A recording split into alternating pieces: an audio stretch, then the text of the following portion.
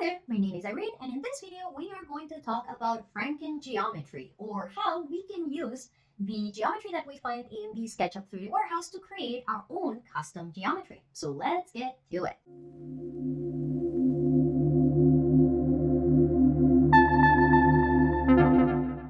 Alright, so before we begin, just to clarify, the idea here is that we want to follow the philosophy of work smart, not hard. I've already said in the past that if you are working in an interior design project, you don't really want to have to model every single geometry that you are proposing, because for the most part, a lot of the things that we propose are things that we are sourcing, right? So basically any object that you would be buying for a project, you don't want to have to 3D model from scratch. Now, in a previous video, we discussed the existence of the 3D warehouse, which is going to help you enormously in saving time by providing you with ready-to-go geometry. But the thing is that as good as the 3D warehouse is, it does has its limitations.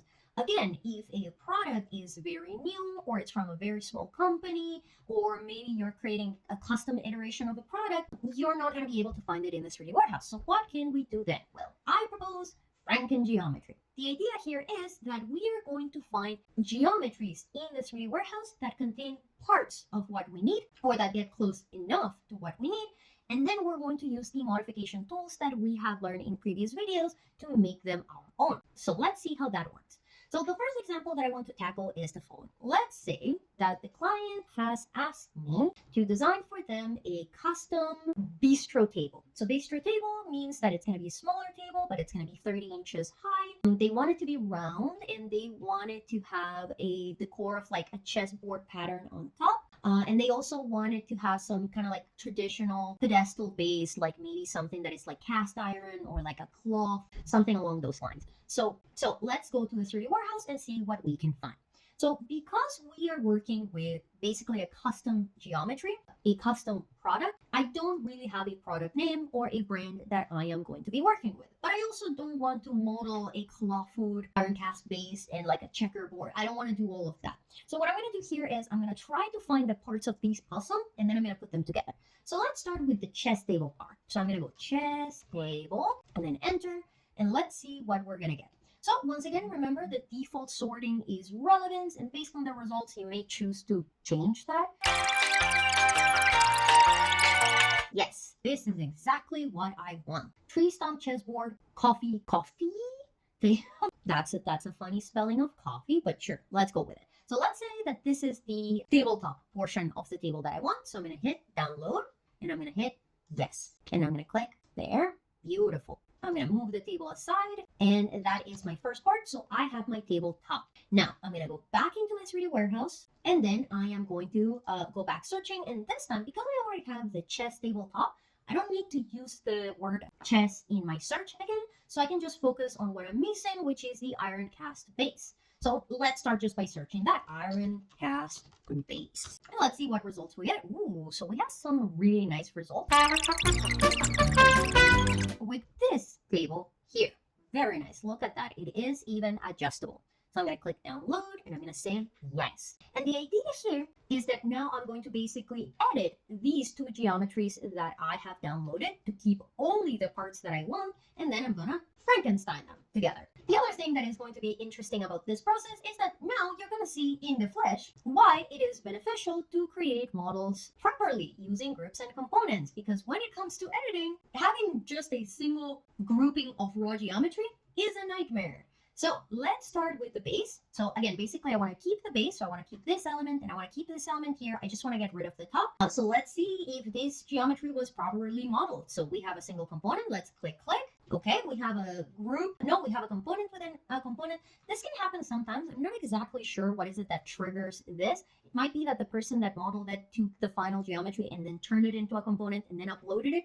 Keep in mind that whenever you download something from the 3D warehouse, it basically takes everything within that file, that model, and it turns it into a single component. So that's why you will sometimes see this. This is one case where if you want, you can use the explode tool, because you don't need that double iteration. So I'm going to explode this guy, and this is a good model. As you can see, each instance, the tabletop, these wooden element, this base here, and then the legs are each of them isolated. And you can see that this guy's a component, this guy's a component, and these guys are probably the same component. This is a good family. I'm proud of whoever built it. So all I need to do is delete the tabletop. My base is good to go. Now let's take a look at this guy. I can already tell you that things are gonna be messy because there's this little like pixel line thingy here, which tells me that this is not gonna be a good experience. But hey, I could be wrong. So click, and yes, the whole thing is a single raw geometry. My ultimate nightmare. So the problem with this is that cleaning a grouping that is all raw geometry is going to require you to be a lot more careful, because if I just do this, I could by accident delete something that I don't want deleted. So I'm going to have to be very careful with this one. So first thing first, I'm going to delete that little random pixel. There you go. That's better. Now let's say I'm going to delete the base here using from right to left selection. Okay. See, I have these dirty lines left in my model. The thing is that it's going to be really tedious to select them. Let me see if I can do a little trick. If I go click, nope. There's no easy way to do this. We're going to have to do it the hard way. See, and this is why I am so picky about keeping your models clean, because if you have to work with somebody else's dirty model, you're going to hate that person by the end of the project. Okay, and then that little line, and then do I want to delete that? Yes, I do. Beautiful, that's much better. All right, so now that my tabletop is clean, I'm going to click outside. So if everything is right, when you select the item, there you go. You should see that the border of the component pretty much hugs the remaining geometry. If you see that it kind of like extends a little bit to the side, it can sometimes mean that there is still some geometry that has been either turned off or it has been hidden, but it is still being accounted. So there you go. See this? See that? That means that there is something hiding here. So in those cases, there's a couple things that you can do. Option one is go on your tags, and you can see if there's any additional tags that are off. There's no tags here, so that's not the problem.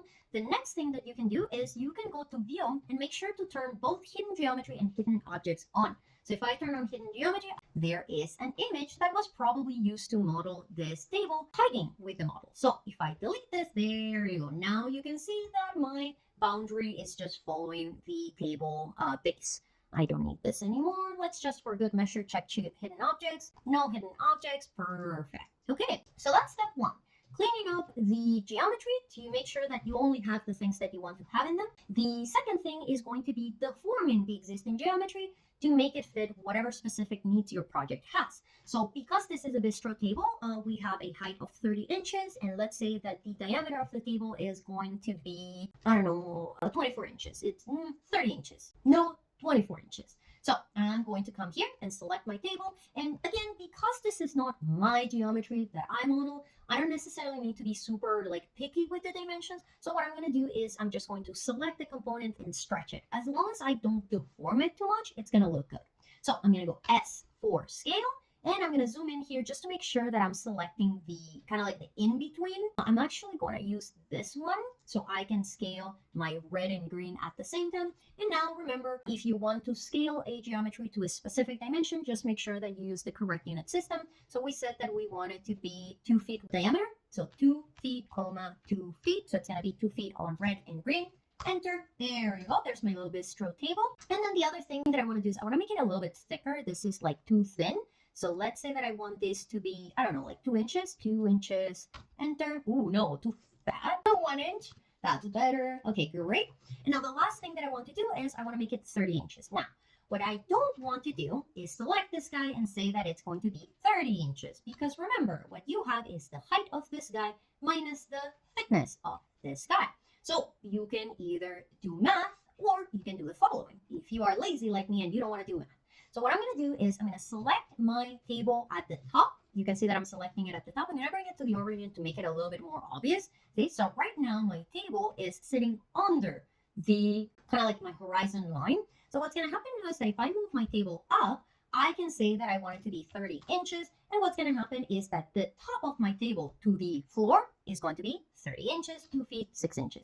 And now what I can do is instead of having to, again, do math, which I hate, all I need to do is select my scaling rule and stretch this guy until it touches the bottom of my table. So again, remember, you can always use existing geometry to basically figure out the dimensions of other geometry. And now to finish off, all I need to do is kind of like put these guys together. So I'm going to use my move tool, and then let's see, can we find, yes, the midpoint. I'm going to move one direction at a time. So I'm going to lock it on green, and then I'm going to try to find the middle here using the checkerboard. and I'm gonna find here midpoint, right click for red, and I'm gonna find my middle, and there you go. See how it ends right where the table begins? So that is my custom little bistro table. To finish off, remember, this is right now base and this is the top. So I'm going to select both of them, right click, and make into a component. The component is going to be called custom bistro chess table. Awesome. And there is my franken component. So that is one example. Now let's take a look at another very common one. So let's say that there is a sofa that you want to use for your project. And the thing is that you can find in the 3D warehouse a sofa that is similar enough in the style, but the dimensions are not correct. So let's see. Let's say that I go here to my 3D warehouse and I am going to search for sofa, right? And I'm going to switch to popularity and I'm going to choose a sofa based on the style. So let's say this sofa here. Bebe Italia Antonio Citero Charles sofa, right? So I'm going to download this sofa here because I like the style. I like the shape of the arms. I like everything else. This model is ginormous. What the hell is going on? This is rare, but this does happen. And again, usually when this happens, it's going to be because when it was uploaded on the wrong scale. So what you can do here is to scale it down. You can just eyeball it. I'm not super concerned with the scale here because what's going to happen is that I'm going to be stretching the sofa to fit whatever dimensions I want it to be. But I want to get close to what the sofa probably was originally. So I'm going to operate under the assumption that this was metric and it was uploaded incorrectly. So the first thing that I'm going to do is reduce the size by conversion. So 2.54 if we are going from imperial to metric, I think it is, and 0.39 if we're going from metric to imperial. So I'm going to go 0.39. Okay, that doesn't look exactly the way that I want it. So what if I say 0.10? Ah, yes. So then the dimensions were messed up altogether. Okay, so let's say that this is the sofa style that I want. But my actual sofa is not supposed to be like this. This looks like a two-seater. Let's say that instead I need it to be a L-shaped sofa. So let's say that the client has given me the dimensions of the L-shaped sofa. Let's say that they told me that it has to be 120 inches by 60 inches. And these are the overall dimensions of the sofa. So the first thing that I'm going to do is switch to my top view and I'm going to draw a rectangle with those general dimensions. So we said 120 inches by 60 inches. There you go. And this is basically going to be the reference that I'm going to use to scale this guy. So I'm going to turn it into a group just so it doesn't accidentally attach to anything. And then what I'm going to do is bring my sofa to one of the corners so I can start working on deforming the sofa to meet the specific needs of my custom design. So because it's an L-shaped sofa, it is very unlikely that it's going to be a single piece. We're going to have like the regular sofa and then the L-shaped portion. So what I'm going to do is use my guideline to basically mark where that L portion should be in. Let's say that that is going to be 42, let's say, something like this. And now this is where the fun begins. Because once again, how easy or hard this process is will depend on how the person that created the model created the model. If when I double click into this, it's just a bunch of raw geometry, it's going to be really, really hard to customize. So let's cross fingers that this model was created using groups and components. Click, click. Ooh, explode this. We're very lucky. They did use groups and components. You can see that, for example, the legs are their own grouping. So I'm actually going to start with the legs. So basically what we're going to do here is, depending on what kind of change we want to do, we will either just kind of like move stuff around or we will deform. So in the case of my legs, I don't need to deform the legs. I just need to move them to the end. So I can go click, click again. And you can see, woof, this was close to being bad. The legs themselves are raw, but they are within their own grouping. So all I need to do is select these legs and stretch them so they go to the end of my sofa. Okay, so let's go on to the next element, which is the base of the sofa itself. Now this one is going to be tricky because we have two parts. We have a frame and then we have this cushion. And I don't know if they are like all merged together. So once again, let's cross fingers. Click, click.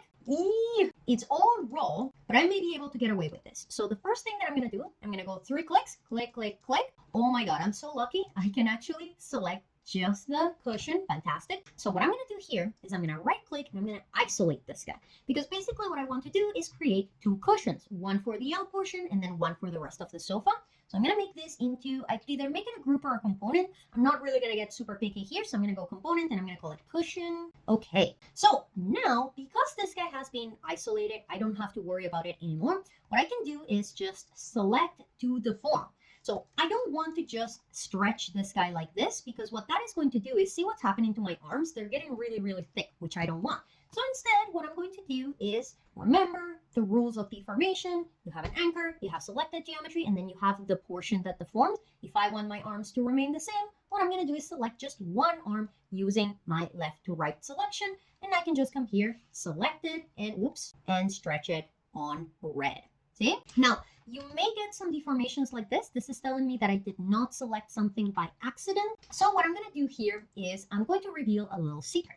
In order to do that, I'm actually going to come here to view, component edit, and hide the rest of the model. And I'm actually going to hide this cushion here. So this is something that we're going to see in a lot more detail later. But basically, whenever you're working with curved geometry in SketchUp, that's a lie. SketchUp cannot have curved faces. Remember, we talked about that with folding geometry. If you twist the geometry enough, SketchUp is going to create a line to maintain flat faces. So how can we get curved surfaces? So the answer is that they're not actually curved faces. They are many smaller flat faces that create the illusion of a curved face. And the way that you can see this is by going to View and clicking on Hidden Geometry. And see, this is showing all the polygons that actually make this face. And the interesting thing about this is that when you have hidden geometry on, you can actually avoid deforming some geometry. So if I come here and I turn this off, what's going to happen is that when I select this geometry and I move it, I'm going to see this deformation here. That is because part of the lines and faces that were making this guy were not selected because they were hidden geometries. But if I come here and I turn on hidden geometry and I do this selection instead, what's going to happen is that, see how now there's no longer deformation, even if I turn off hidden geometry. So this is the way that we want to work it. I'm going to come here and I'm going to show the rest of my model just so I can bring this guy to the right position. And again, I'm going to use my right arrow key to stretch this guy. And now you have, when I click outside, that is looking way better. Okay. So now let's say that I'm going to bring my cushion back. So I'm going to go back into this frame here. And I am going to turn on hidden objects. I'm going to unhide my cushion. And what I'm going to do here is the following. For this one in particular, I'm just going to use the stretch tool. I don't need to be so precious because I just needed to kind of like start and end where I need it to be. So let's say I want to bring it here. Now, the other thing that I need to do with this frame in particular is I would probably need to project it. So this is a few additional modifications. That means that, for example, I need to go back to my legs, and this leg here should not be on that corner, but instead it should be here at the end. And it means that I also need to create an additional leg that is going to be in the opposite corner. So let's say I can select here, Control to make a copy, and then put this leg over here. Oops, let's bring it to the edge. I think that's fine. And to modify this element here, there's a couple things that you could do. It depends on how the sofa would be in real life, like whether this arm extends all the way to the end or it stops. I'm going to pretend here that it's just like this base is extending. And in that case, what I can do is just add a geometry. Again, I'm not going to be super precious with this guy just because I want to demonstrate how it works. So what I could do is I could create a new additional portion. This is going to be the base for my sofa. I'm going to use my up arrow key to make sure that it remains locked in blue. And what I can do now is select this face, bring it here to the top, and then I'm just going to push-pull it to match the top here. I'm not going to worry with materials for the time being because we're going to talk about those a lot later. I can even, if I want to, I can push this guy in just a little bit so it merges a bit better with my sofa. I'm going to convert this into either a group or component. In this case, I'm going to make it a group. And then to finish, what I'm going to do is I'm going to select this cushion here. I'm actually going to get it out of this grouping. So I'm going to go Edit, Cut, get outside of the component, Edit, Paste in place. And the reason that I did that is so it is a little bit easier for me to create a copy of it. I'm going to rotate that copy, and then I'm going to stretch it. It's okay if it goes past my cushion. Again, remember, this is not my sofa, so it's not really my job to make it perfect. I just want it to look right. And that is kind of what I'm getting. I'm not going to worry about materials with this guy because we're going to spend an entire video on materials. So for now, I'm just focusing on shape. And then finally, all I really need to do is bring this cushion to the back and maybe copy this guy so it looks a little bit more normal. And when I finish, I can just get rid of the evidence of this grouping, and voila. That is my new custom made sofa starting from a different geometry.